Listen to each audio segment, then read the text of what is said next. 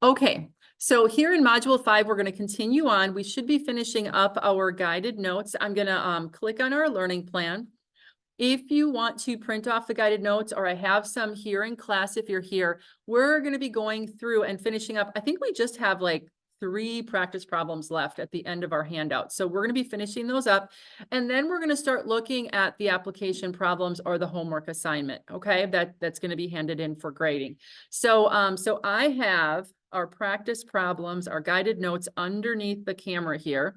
And we left off, we finished up page 8, page 8. And now we're ready to go to page 9 and 10. So just 3 problems left here. Now it's saying, let's work problem 414. So I'm going to actually work mine on a bigger piece of paper. I find myself always trying to kind of fit it in here. So, so if you want to fit it in there, I just write too big, I guess. I just write too big. And now I'm looking for paper. I know I brought paper. Hold on.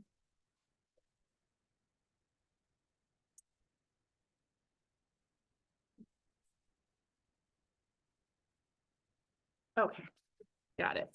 So we are going to be looking at problem, not a sample problem. This is regular problem at the end of the chapter, 414 on page 177 in your book. So I'm going to pull that up here.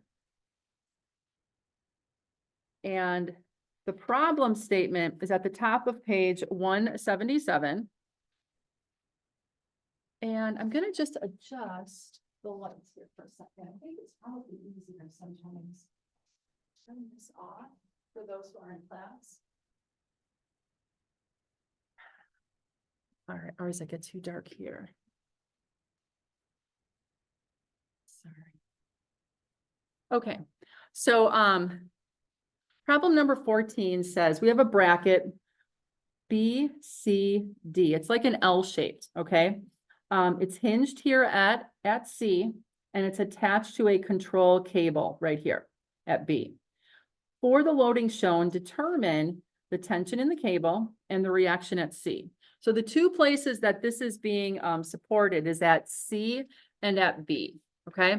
Now, C, they told us it was unhinged, so it's going to be like a pin support. So if we go back to page 60 in our book, page 60 had all of the standard types of supports that we would encounter.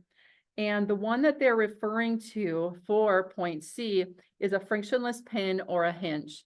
That's going to have 2 reactions, and they're going to be in the X and Y direction, okay?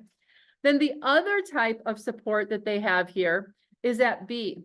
And they're telling us that we want to determine what the tension in the cable is. So since it's attached here at B, and it's telling us that there's tension in the cable, the force is going to pull away from B, and it's going to be along the line of that cable, okay?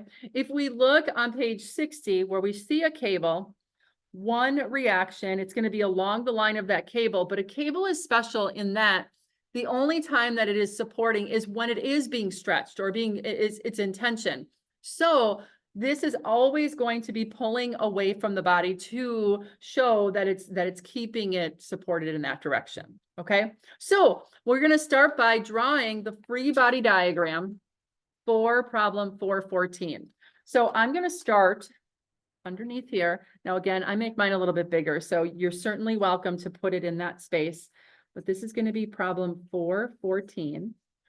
I'm going to not forget my convention in the upper right-hand corner. And then I'm simply going to represent this here. So I'm going to pull this out from underneath.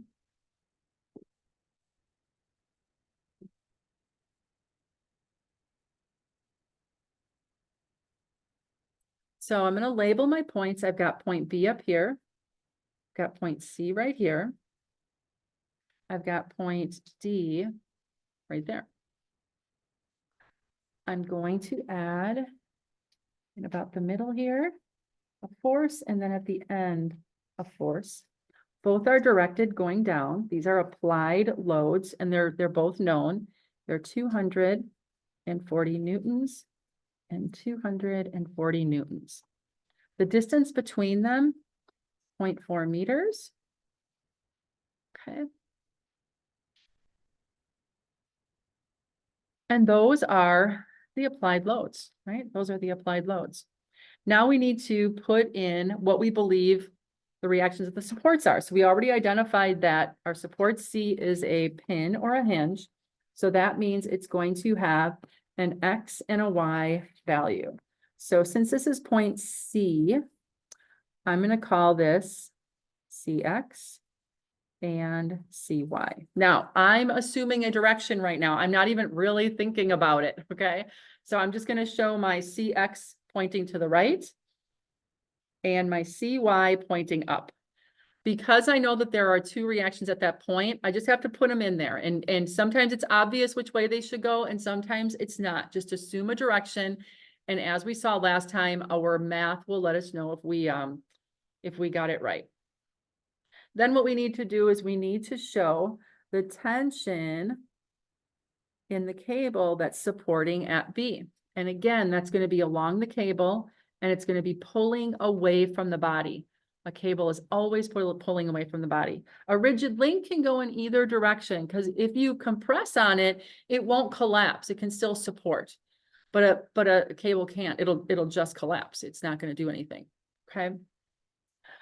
Now, we do have a little bit of information about, the distances. They didn't give us an angle, but they gave us a distance up from A and over from C. So, we can figure out what that angle is going to be. So I'm just going to draw a little horizontal axis through here.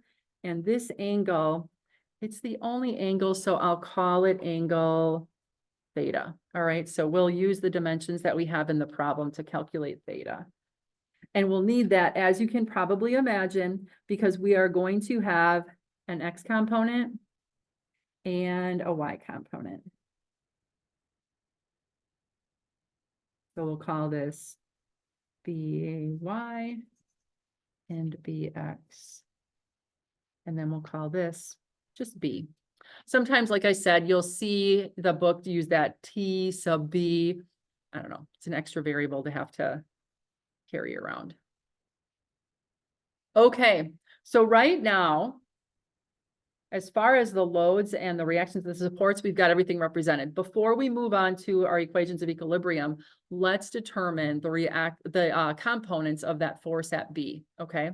So we need to calculate theta. Now, theta would be this angle right here.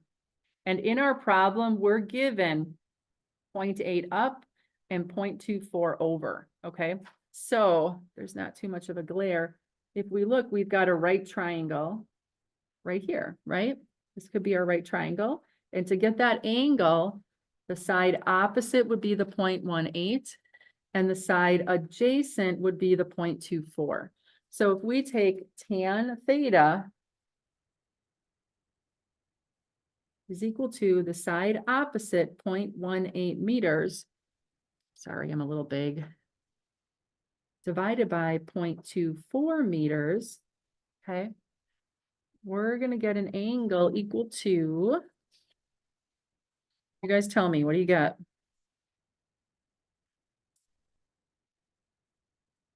And I'll pull the chat out just so that anybody who's virtual wants to chime in, you're welcome to.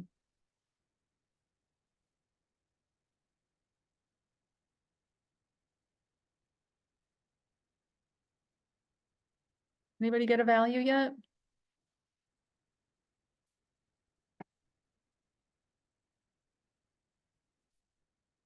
Yeah, 36.86, 36, I think 36.9. One decimal on a angle is good. 36.9 degrees. Okay. So that would be angle theta up here, 36.9 degrees. Okay. Now that we know that angle, now we can get the components, right? Now we can get the components. So go ahead and solve for, I might do it like right here, solve for those components at point B.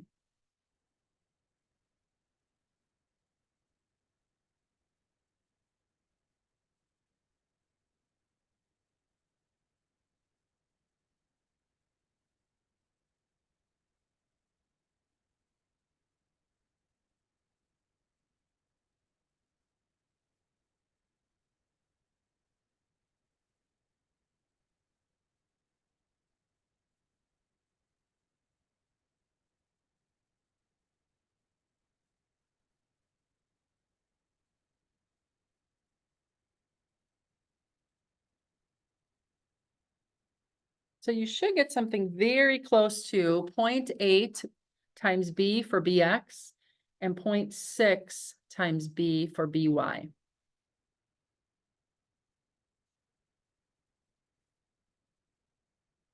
Once we have that, we want to solve for these reactions that are our supports. We know that here in this chapter,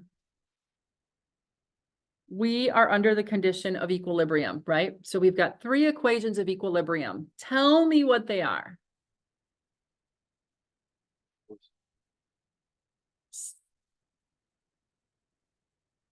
James got all 3. Yes. Some of the forces in the X equals 0, some of the forces in the Y equals 0, and some of the forces around a point that we choose strategically is also equal to 0. So as we look here, we have 3 unknowns technically. Okay. We've got CY, CX, and we want to ultimately know what is the tension in that cable. Why would we want to know the tension in the cable? Why would that be important to us? Yeah. Yes, so cable is going to be sized by how much it can actually take in tension. So by knowing what that force is in the cable, now we can appropriately size it so that it's going to be safe and work the way we need it to, right? Okay, so where do we want to start? Some of the forces in the X, some of the forces in the Y, or a moment? What are you thinking? X, let's start some of the forces in the X. Let's do that. So we can say some of the forces in the X equals 0, right? And we're going to look at only horizontal forces that are present here, okay? So my horizontal forces are BX and CX, right? So right now I have BX going to the left. That would be a negative value. So I'm going to write, instead of BX, a negative 0.8B, okay? And then I'm going to have a positive CX because it's pointing to the right. And those are my only 2 forces in the X. I'm going to set those equal to 0. To clear that negative, I can just say CX is equal to 0.8B. Just by putting it on the other side, it becomes positive. Okay. That's as far as I can go. So we're gonna leave that there. That's good. What do we want to do next?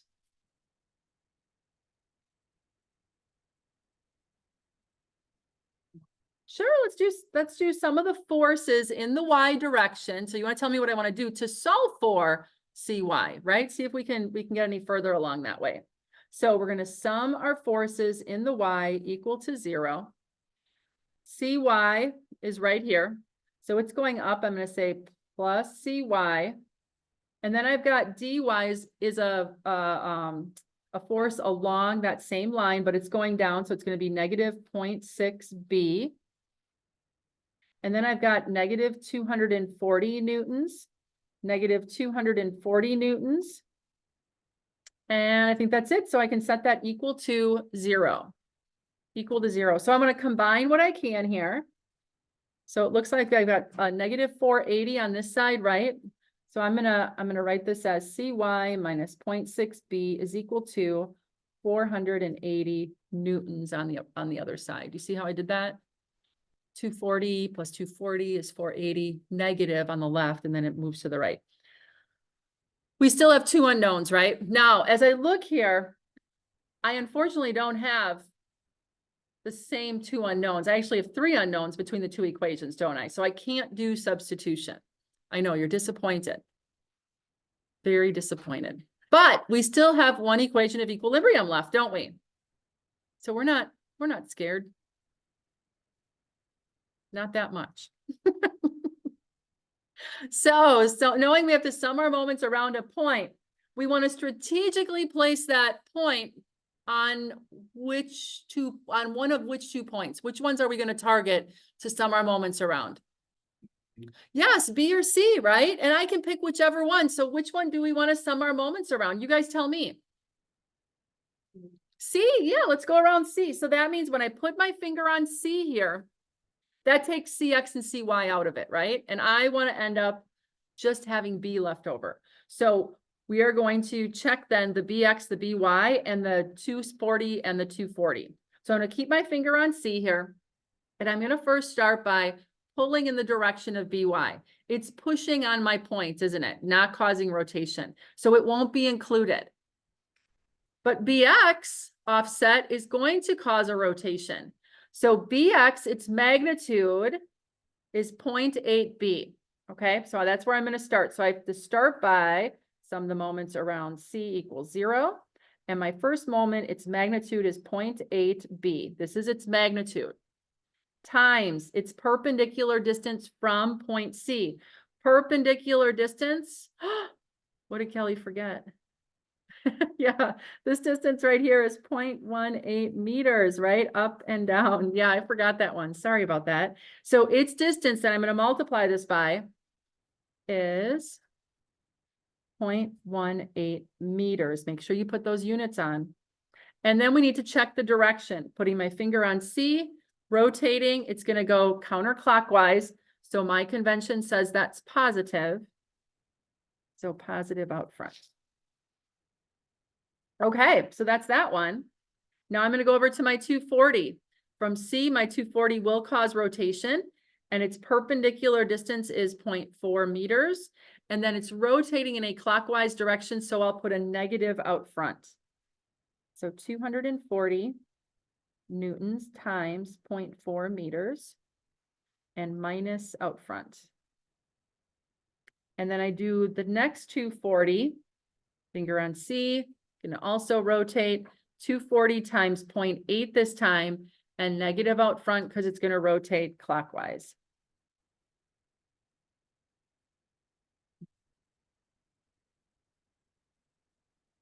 Yeah. Now, those are all the forces that are causing rotations. We took care of those. So make sure you set this first line equal to 0. And now you'll notice that my only unknown is B, right? So I can go ahead and I can combine what I can and solve for B. So I'm going to do that.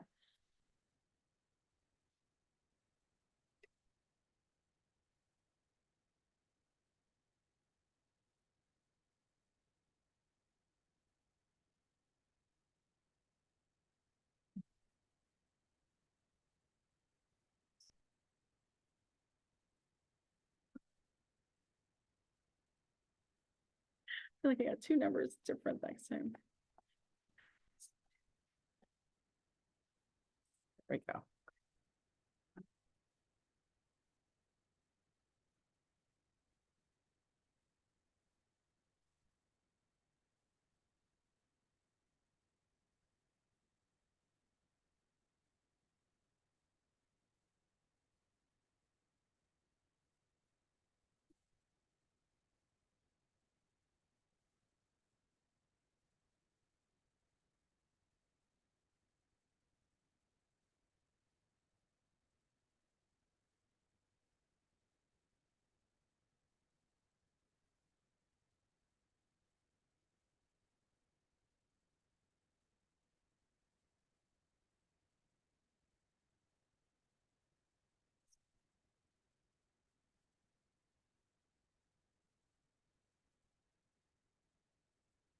So as you're working this and solving for B, you should get 2,000 pounds or 2,000 newtons, sorry, for B.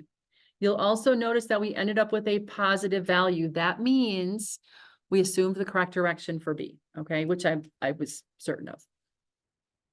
Okay. Any questions on getting 2,000 newtons for B? Okay, so now that we have B solved for, we can take this and we can then plug it back up into the sum of the forces in the Y to solve for CY and the sum of the forces in the X to solve for CX. So go ahead and do that. I'm gonna have to, I should have left a little bit of room underneath each one of those, but I'll go down here.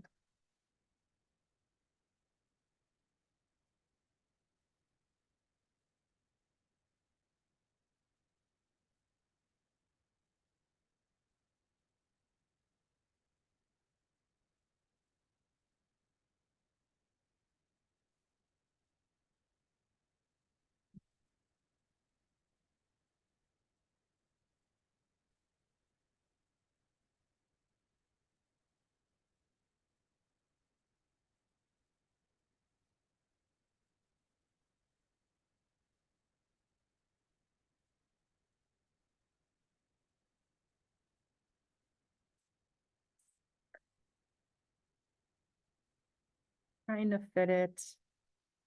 CY minus 0.6 times 2,000 newtons. 480 newtons.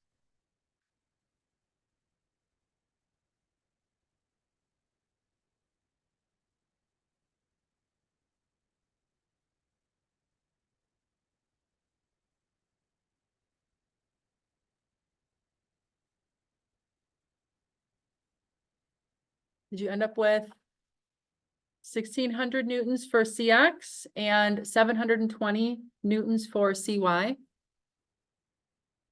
No, dang it. Maybe I did that wrong. 0.6, 2,000. And then 480 minus.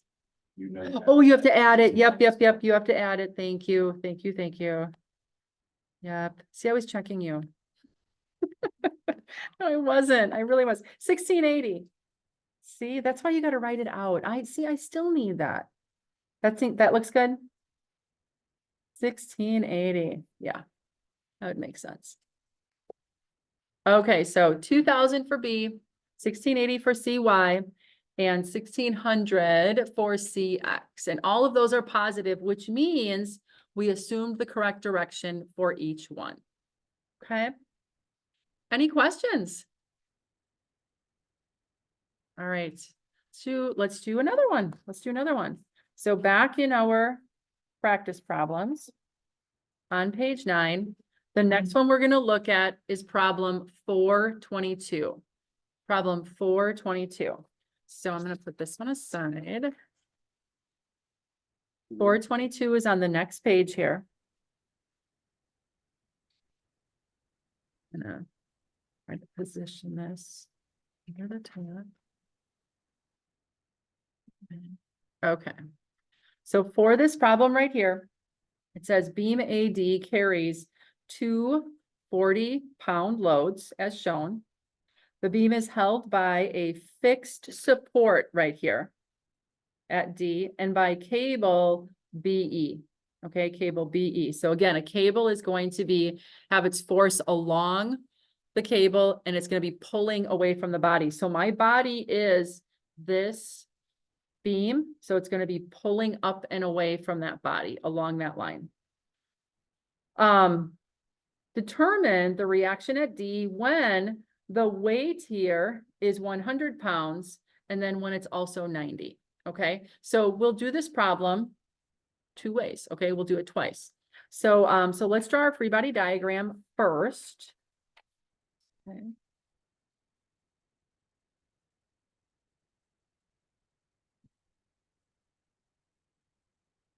So we're just going to draw A, B, C, and D.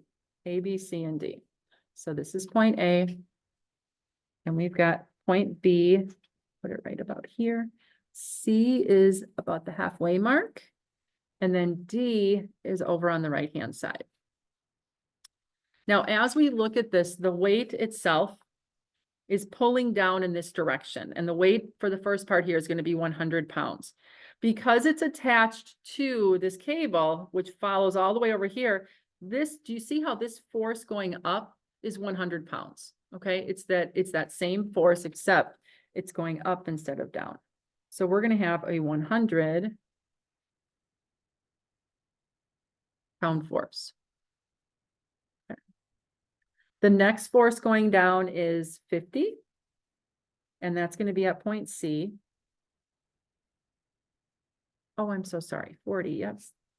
There's a different problem where it's at C at the same place and it's 50. And then 40 at A going down. Okay. And then we have point D. So this is C, this is B. I'm going to add my distances. So it looks like this is going to be 3 feet, 1 foot, and 4 feet. Now D. D is a type of a support that we have not seen yet. This is a fixed support, or what we call a cantilever beam. Okay. cantilever beam. So if we go back to page 160, this is the very bottom type of a support. Hi, Josh, we're working problem 422 right now, okay? Sounds good. Thank you. You're welcome. And we're on page 178 in our book. We're just drawing the free body diagram, okay? So this is a fixed support. A fixed support has 3 reactions. And it's right here. It has an X, a Y, and a moment, okay? And when we look here, it's kind of like a diving board, if you would, or a post. And if there is any sort of a force pushing up here, underneath here, this has to it has to be able to react to those in their opposite directions, okay? So we always have the possibility of 3 reactions. So to show that, we're simply going to draw an X, a Y, and a moment. So I'm going to draw a dy. I'm going to draw a dx. Put it going to the right. Doesn't matter if you put it left or right. And then I'm also going to have a moment. Now, I don't know which way this is going to go. So I am going to assume a moment. I'm going to call it MD. Sorry, it's a round point D. And I'm just going to assume it going clockwise. Okay. Don't want to forget my convention on the top here. That would be unconventional. Thank you, Christian. That would be bad business. And I should put my problem number here too. This is 422, right? 422. Okay. All right. So just make sure you have everything that's here for right now. Okay. And as we look, there aren't any forces to resolve in their X and Y components. So we don't have to do that step. So we're ready to solve for our unknowns, which are here at our fixed support, okay? So we're gonna use our 3 equations of equilibrium. Some of the forces in the X equals 0, some of the forces in the Y equals 0, and some of the moments around a point are also equal to 0. So where do we wanna start?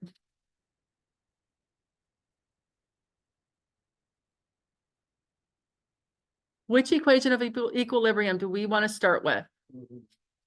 Sure, let's sum the forces in the X. So our step number 1 here is free body diagram. Step number 2 is going to be our equations of equilibrium, and we're going to start with sum the forces in the X equals 0. Make sure you let me know what you're going to do before you do it. So we're going to look, there's only one force in the X, right? So that's dx is equal to 0. Even if you see that it's going to be 0, you need to identify that for me because it's identifying, you know, the direction and the magnitude of every one of the possibilities for reactions at this fixed support. It just happens to be in that direction. It doesn't have to support, okay? So make sure you still include it. Okay, so we know that dx is equal to 0. All right, what's our next one? Yeah, let's sum the forces in the y. So I'm gonna sum my forces in the y direction equal to 0. And I'm gonna look at my vertical forces here and assign the sign according to my convention. So I've got a negative 40 pounds, a positive 100 pounds, a negative 40 pounds, and a positive dy. And those are all my y forces, so I'm going to set that equal to 0. So now I can combine these, right? So if I have negative 80 and 100 as positive, what's my net result over here? That's going to be a positive 20 on the left, right? Plus dy is equal to 0. When I put the 20 on the other side, what happens to it? Negative 20 pounds. Now, this is a final answer. I cannot leave a negative as a final answer. It's a 2-part process. What you need to do is you need to change the sign to positive. All right, change the sign to positive, and then you're going to go up to dy, and we are going to change the direction of the arrow to be down. Change the direction of the arrow to be down. And then you're done. You don't have to redo it or anything like that. And you're going to put a box around that answer for that reaction at the support.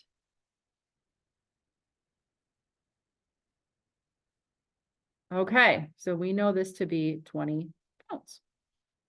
We've got one more unknown. We've got that third unknown. That's the moment at D. If you're not with me right now, come back to me because this is important, because this is the new part of this, okay? We have this third reaction and it's a moment. And it kind of makes sense. If I'm holding this over here and this is rotating in different directions, do you see how that support has to react to those rotations? That's what the internal moment is inside of that support, okay? That's what that's doing. So I need to use my moment equation to solve for that. So since it's around point D, I'm going to start with sum my moments around point D equal to 0. Okay. It's telling me what I'm going to do. Now, the very first thing that I'm going to put in front there is the moment around D. Right now, I have it rotated so that it is pointing in a clockwise direction. So right at the front here, I'm going to put minus MD. Minus MD. Then I'm going to put my finger on D and I'm going to work this time right to left.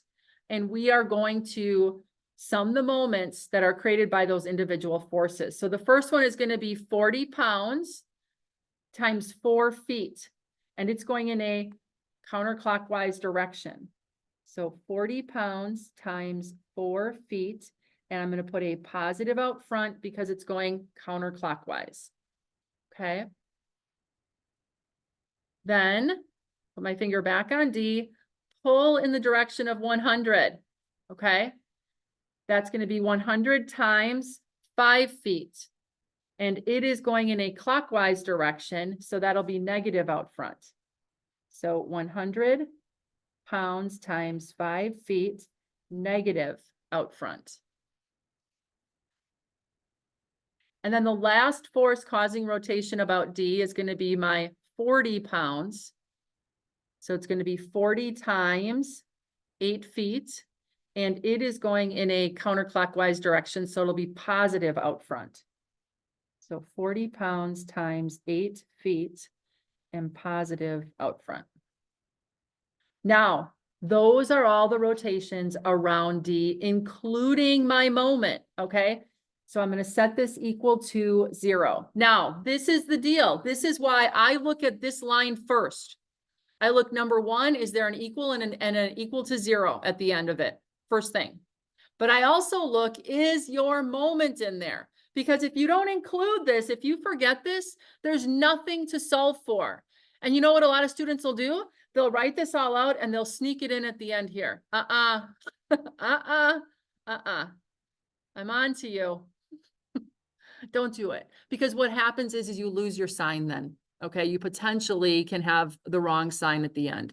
So this unknown moment that has to do the supporting at the fixed support needs to be on the left-hand side of the equation. Okay. And whether you know, whatever direction you assign to it, then just put the corresponding positive or negative. That's all.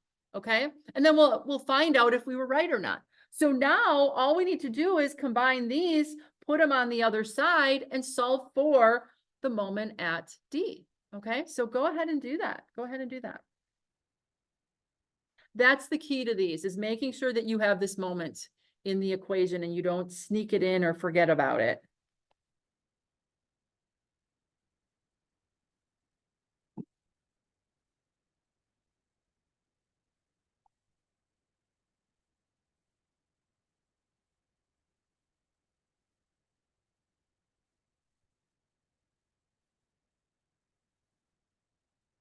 Did you get 20? I'm going to put it to the other side. It's going to become positive.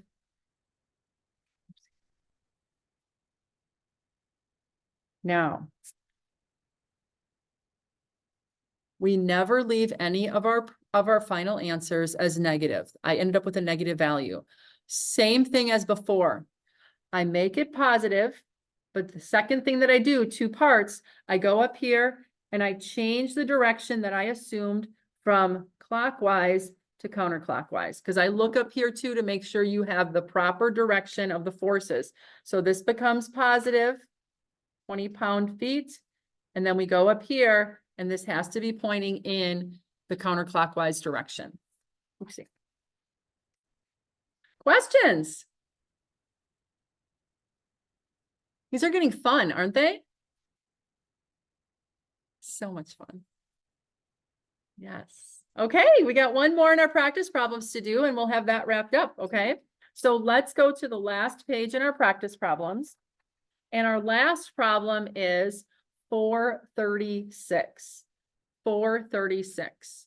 Okay, so I'm gonna pull out 436.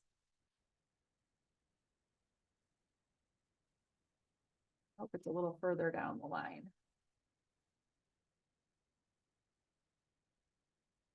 Good one. All right, at the bottom of page 184, so a little bit further in the textbook, we're gonna look at 436, which is right here. Okay. All right, and they want us to determine the reactions at A and D when beta is equal to 30 degrees. When beta is equal to 30 degrees. So beta is the angle that the 150 newtons makes with the vertical line here. Okay, that it makes with the vertical line. So go ahead and draw your free body diagram for this problem. Okay, and I'll be doing it over here. For those who may not have, does everybody have their book? Are you referencing it or are you using what I've got here? You're using this? Okay, all right. So hopefully that's seeable. A is a roller and D is a pin.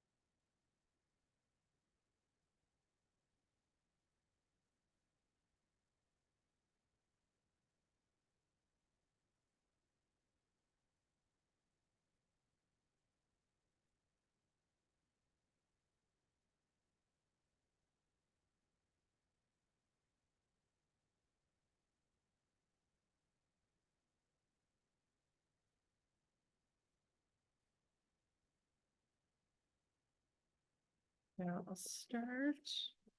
Line underneath might be just a little bit easier to read. Mine's bigger, I know. There you go.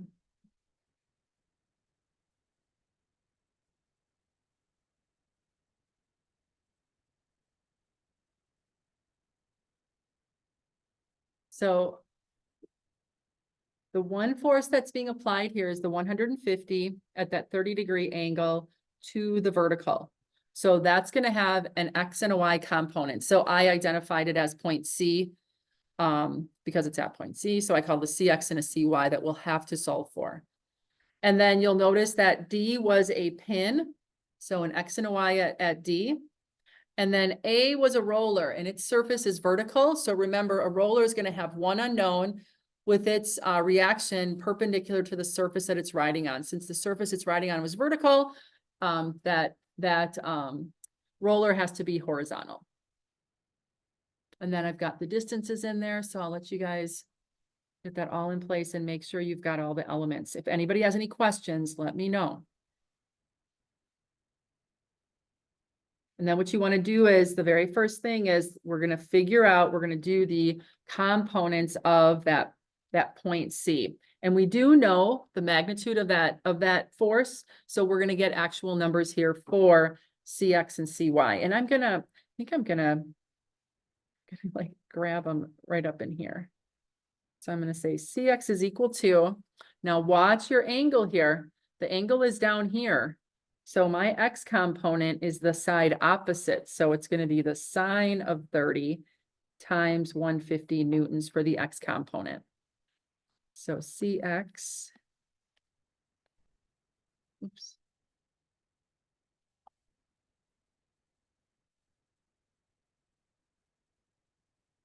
Maybe 75 newtons. Okay. And our CY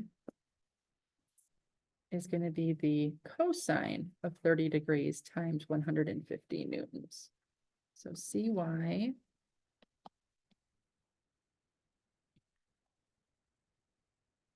$129.9 newtons.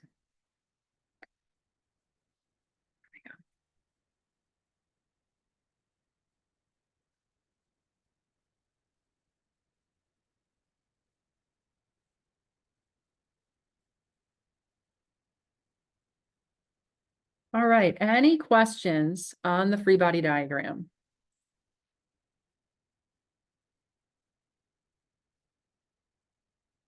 All right. Then we're ready for equations of equilibrium, right? We've got our forces resolved into their components. So I'm gonna let you go ahead. I'm gonna give you like 5 minutes and see if you can solve for dx, dy, and ax, okay, with using those 3 equations of equilibrium. And then we'll go through it and compare in 5 minutes. I'll give you 5 minutes. Look at my 47.